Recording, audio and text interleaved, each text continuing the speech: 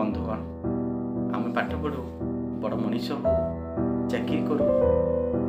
वैज्ञानिक हो डाक्तर हो इंजीनियर भी हो किंतु आमको जीवन में कहीं शिखई न था जीवन केमती जीवा हुए जीवन को आम केमती उपभोग करवा और जीवन मर्यादा कौन कहीं शिखई न था यहाँ आम गोटे बड़ अस्वाभाविक परिस्थिति सृष्टि करता है दुख सुख रोग भोग ये सब को आम बुझीपारि न था मुझे केतोटी कथा कहबी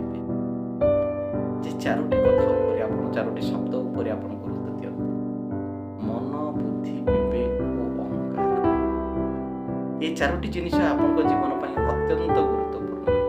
मनर गति अति क्षिप्र मन आमको कौन ना ना किसी भी करने चिंता करें आ बुद्धि ये मन को आहरी क्षिप्रशील करें विवेक ये सब नियंत्रण रखी था कौन करवा उचित कौन न करवा भी उचित अहंकार ये तीनोटी ठारू अहंकार हूँ एत पतला आप जापारती ना आप भल लोक आप भल बुद्धि आपणकर अधिक बुद्धि ये सब जो अहंकार आप ज्ञान अधिक जश अधिक आप पैसा अधिक ये जो मोर ये अहंकारटा ये सब एत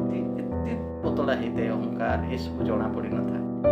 आप देखिए जिते विवेक को व्यवहार करेंगे से अहंकार जमी से न था यहीटा को आप देखिए आदि आप विवेक अनुमोदन किसी काम करती विवेक अनुमोदन मन बुद्धि को नियंत्रण करती देखिए आपण जीवन अति सुखमय हो लक्ष्य करेंगे आपणकर अहंकारटा रही ना ना अहंकार जितेबाला थो आपणकर विवेक किसी काम करिबो नाही आपण अहंकार को लक्ष्य करेंगे विवेक को काम लगेबे मन बुद्धि को नियंत्रण करेंगे आपण कौन करबा उचित कौन न करबा उचित आपण करिपारिबे एहा आपन जीवन को अधिक सरस सुंदर मजबूत करेंगे आपण जीवा शिखंतु जीवा जानतु जीवन जीवाटा एक कला ये आप भी अनुभव